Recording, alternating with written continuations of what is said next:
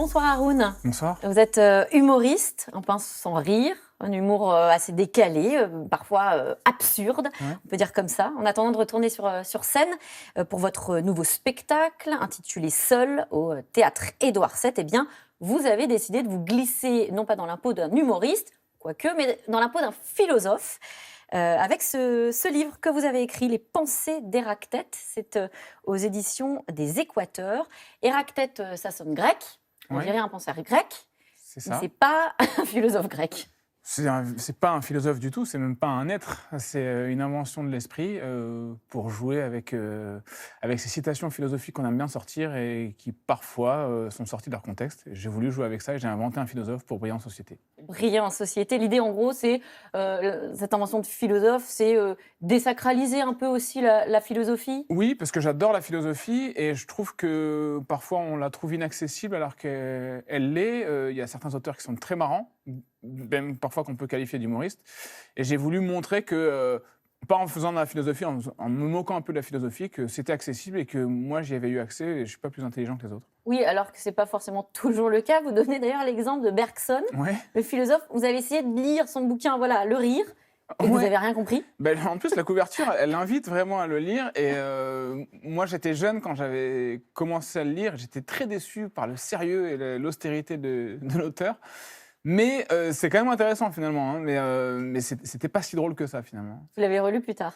J'ai relu plus tard, j'ai un peu mieux compris. Et je pense qu'il faudrait que je le relise régulièrement pour aller rechercher. Non, mais parce que la philosophie, c'est ça aussi. C'est Ouais. qu'à différents moments de sa vie, quand on relit, on comprend différemment. Oui, c'est vrai, c'est une question aussi de positionnement ou d'attitude. Ouais, notre vie elle se divise en deux pour moi. Il y a toute une période où on dit je comprends pas Kant et toute une autre période où on dit Kant c'est mal écrit. Alors, vous dites en ce moment, on n'a plus de place pour réfléchir, justement. Ouais. Le débat est brouillé par, Ouais. par des gens qui crient, on ne s'entend plus. Mais finalement, la philosophie, c'est ça aussi, c'est la contradiction, c'est parfois la polémique, c'est des avis qui divergent. Oui, et en même temps, je trouve que la lecture philosophique, c'est quand même, ça nous prend beaucoup, ça demande du silence, ça demande de se concentrer, et c'est ce qui nous manque, je pense, quand je parle de brouhaha médiatique, c'est ça, c'est le fait de ne pas avoir le temps de se poser sur une idée et d'y réfléchir, même si après on en discute, on peut polémiquer dessus, pourquoi pas, mais à un moment, le temps de la concentration et de la compréhension, il est nécessaire et on ne le prend plus, je pense. Il y a des polémiques aussi plus pacifiées, finalement, ou pacifiques. Oui, et en plus, la rhétorique, je trouve on en a besoin, on a besoin de l'étudier, on a besoin de la comprendre, et pratiquer la philosophie ou voir ce qu'eux arrivent à développer comme idée, c'est intéressant pour savoir aussi se faire entendre et provoquer l'écoute, ce qu'on n'arrive pas toujours à faire. Vous vous en inspirez, vous, d'ailleurs, dans vos spectacles de la Complètement. philosophie? Ah oui, bien sûr, je trouve qu'il y a des auteurs qui vont très profondément dans des sujets. Lesquels? Sioran, par exemple, Sioran qui va...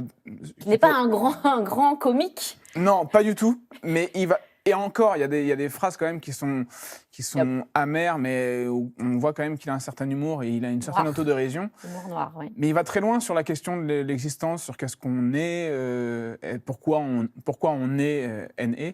Mais voilà, donc lui, il va très loin et je trouve que ces idées-là, elles peuvent m'inspirer pour moi pour essayer de développer sur scène des choses un peu plus longues, un peu plus profondes. Même si c'est pas facile avec le rire, parce qu'on a toujours une attente du public. Effectivement. Alors justement, on va voir les sujets que vous abordez dans vos spectacles. Et vous les abordez tous, hein, parfois des sujets très polémiques. Je pense à l'antisémitisme, au harcèlement ou au voile. Alors on va regarder un extrait justement de l'un de vos spectacles. Et l'autre, il nous demande ouais, qu'est-ce que vous pensez du voile? Je ne sais pas, je ne sais pas. Personne n'est d'accord sur ce truc. Même les musulmans entre eux ne sont pas d'accord sur le voile. Non, il y a plein de raisons, chacun a ses raisons. J'ai demandé à un pote musulman, j'ai dit pourquoi les femmes elles portent le voile? Il dit c'est pour cacher leurs cheveux, pour pas séduire les hommes. J'ai dit donc toi, la première chose que tu regardes chez une femme, c'est les cheveux? Il m'a dit mais grave pas. Il m'a dit moi c'est les mollets, moi. J'adore les mollets, moi.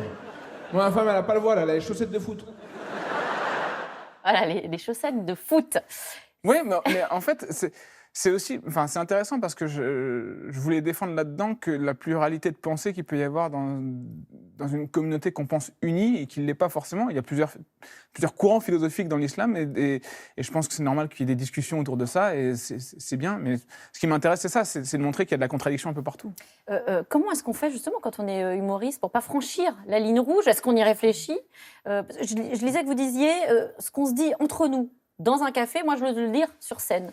Oui. Donc ça va jusqu'où?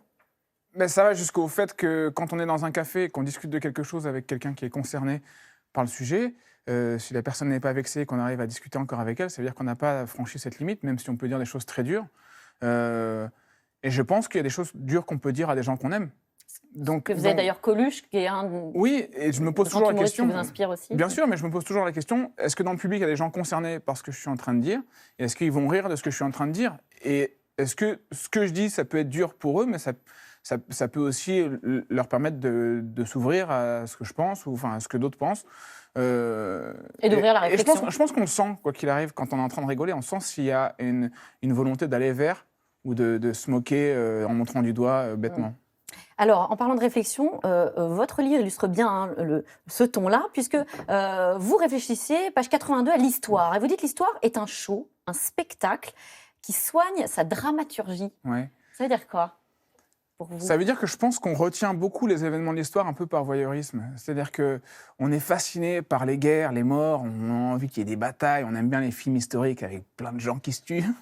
Et on retient en fait les événements un peu tristes de l'histoire, et je trouve qu'on retient assez peu les événements joyeux de l'histoire. Il y a peut-être quelque chose qui a agi aussi sur nous, c'est qu'on apprend l'histoire que par les morts et les choses tragiques.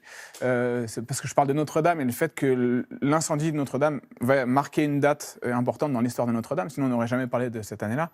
Oui. De l'incendie en 2019. Exactement. Et voilà, donc en fait, l'histoire en dit aussi beaucoup sur notre façon de voir le monde, c'est-à-dire qu'on retient les choses tragiques et on ne retient pas les choses positives. Et notamment, on retient assez peu ceux qui ont évité les guerres. Il y a des gens dans l'histoire qui ont permis à des guerres d'être évitées, mais on ne connaît pas du tout leur nom. On connaît ceux qui ont gagné les guerres. Qui ont permis de les éviter, mais quand on est très avancé dans le combat. Oui, probablement, mais qui ont permis de les stopper à un moment où elles étaient déjà... Ouais. Un petit mot sur la crise qu'on traverse, la crise sanitaire, et je pense notamment au monde de la culture, bien sûr. Bah, en plus, je viens d'en parler, j'ai limite envie de faire semblant que ça ne me touche pas, de plisser les yeux comme ça. Non, j'ai pas de larmes, c'est le froid qui me fait pleurer. Non, mais et c'est pas le cas, hein. Vous me disiez tout à l'heure, je ne sais même pas s'il faut en rire, parce que... Non, parce qu'en fait... C'est trop difficile. C'est pas que c'est surtout que c'est tellement... En nous, là, en train de nous entourer, que limite, je me demande s'il ne faut pas changer totalement de sujet pour parler de toute autre chose, pour faire des blagues. Moi, je suis désemparé, en tout cas. Oui, vous êtes désemparé, mais plus de public, plus de scène, donc plus de rire. Comment est-ce qu'on sait quand on est un humoriste si on est encore drôle? On ne sait pas, peut-être qu'on est un humoriste à un moment, et puis après, un jour, on ne devient plus du tout humoriste. On devient philosophe. Humoriste, c'est un métier. Hein. Peut-être qu'un jour, j'arrêterai ce métier, et puis je démissionne, et je deviens philosophe. Et si je prolonge les études. Ça vous manque la scène? Complètement, oui. Ça me manque beaucoup. Ça me manque comme un sport de l'extrême pourrait manquer à un sportif qui a besoin d'adrénaline. Nous, on vient chercher l'adrénaline avec le public et c'est ça qui manque. Il y a des sensations. On vous souhaite de retrouver les planches, comme on dit, très vite. Et nous, de vous y voir aussi, de pouvoir aller dans les théâtres. Merci à vous, Haroun. Merci. Merci encore. Et je rappelle le titre de votre livre, Les Pensées d'Héractète, c'est chez Équateur, pour philosopher tout en se marrant un petit peu. Voilà. On espère. Tout de suite, c'est dans l'air. Bonne émission à vous.